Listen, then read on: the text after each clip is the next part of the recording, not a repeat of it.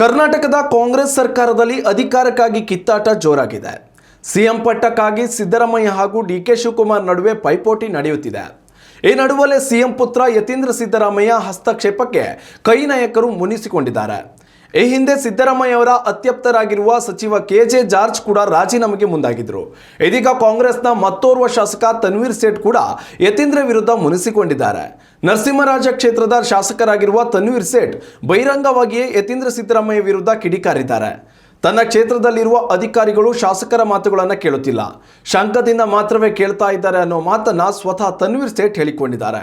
ಮೈಸೂರಿನಲ್ಲಿ ಪೊಲೀಸ್ ಠಾಣೆಯ ಉದ್ಘಾಟನೆಯ ಸಂದರ್ಭದಲ್ಲಿ ಗೃಹ ಸಚಿವ ಜಿ ಪರಮೇಶ್ವರ್ ಅವರ ಸಮ್ಮುಖದಲ್ಲಿಯೇ ಬೇಸರ ವ್ಯಕ್ತಪಡಿಸಿದ್ದಾರೆ. ಕರ್ನಾಟಕದಲ್ಲಿ ಸಿಎಂ ಬದಲಾವಣೆ ಆಗೋದಿಲ್ಲ, ತನ್ನ ತಂದೆಯೇ 5 ವರ್ಷ ಸಿಎಂ ಆಗಿ ಇರ್ತಾರೆ ಎನ್ನೋ ಯತೀಂದ್ರ ಸಿದ್ದರಾಮಯ್ಯ ಹೇಳಿಕೆ ಇದೀಗ ಕಾಂಗ್ರೆಸ್ ನಾಯಕರನ್ನ ಕೆರಳಿಸಿದೆ. ಕಾಂಗ್ರೆಸ್ ನಾಯಕರಾದ ದಿನೇಶ್ ಗುಂಡೂರಾವ್, ಜಿ ಪರಮೇಶ್ವರ್, ಎಂಬಿ ಪಾಟೀಲ್ ಸೇರಿದಂತೆ ಹಲವು ನಾಯಕರು ಪರೋಕ್ಷವಾಗಿ ನಾಯಕತ್ವ ಬದಲಾವಣೆ ಪರ ಬ್ಯಾಟಿಂಗ್ ನಡೆಸಿದ್ದಾರೆ. ಉತ್ತಮ ಸಂಸ್ಕಾರಯುತ ಶಿಕ್ಷಣದೊಂದಿಗೆ VSS English medium CBSE school Udupi Muddur. ನರ್ಸರಿಯಿಂದ 10ನೇ ತರಗತಿವರೆಗೆ ಶಿಕ್ಷಣದ ಜೊತೆಗೆ 5ರಿಂದ 10ನೇ ತರಗತಿವರೆಗಿನ ವಿದ್ಯಾರ್ಥಿನಿಯರಿಗೆ ಉತ್ತಮ ಹಾಸ್ಟೆಲ್ ಸೌಲಭ್ಯವೂ ಇದೆ. ನಿಮ್ಮ ಮಕ್ಕಳ ಪ್ರವೇಶಾತಿಗಾಗಿ ಈ ಸಂಖ್ಯೆಗೆ ಕರೆ ಮಾಡಿ.